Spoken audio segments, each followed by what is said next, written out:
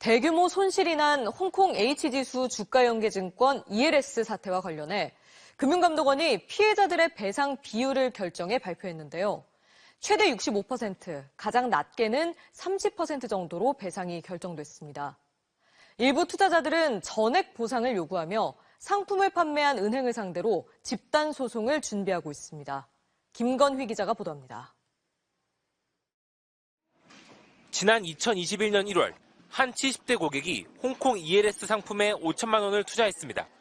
주택청약저축을 해지한 돈이었습니다. 그런데 상품을 판 농협은행은 손실 위험을 제대로 알리지 않았습니다.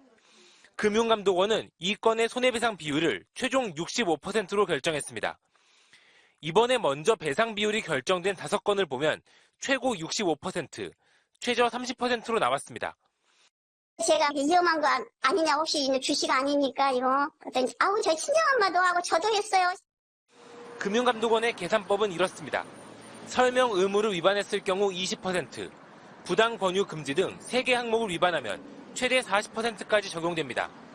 또 고령자 등 금융 취약계층, ELS 최초 투자, 예적금 가입 목적 등이 인정되면 최대 45%까지 배상 비율을 더합니다.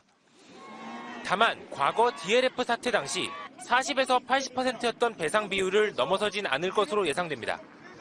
DLF 사태보다 피해 보상액이 줄 수밖에 없는 이런 상황이 되었다라고 금융자 소비자 보호법에 따라서 보다 좀 강화된 체계에 따라서 그 의사결정이 이루어졌다.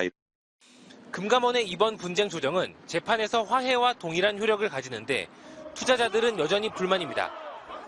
금액으로 나눠놓고 나이로 나눠놓고 금융주식 이해도로 나눠놓고 갈라치게 하는 그런 기준을 내놨단 말이에요. 집단 소송을 준비하는 피해자들은 홍콩 H지수 연계 증권 판매가 사기였다면서 전액 보상을 요구하고 있습니다.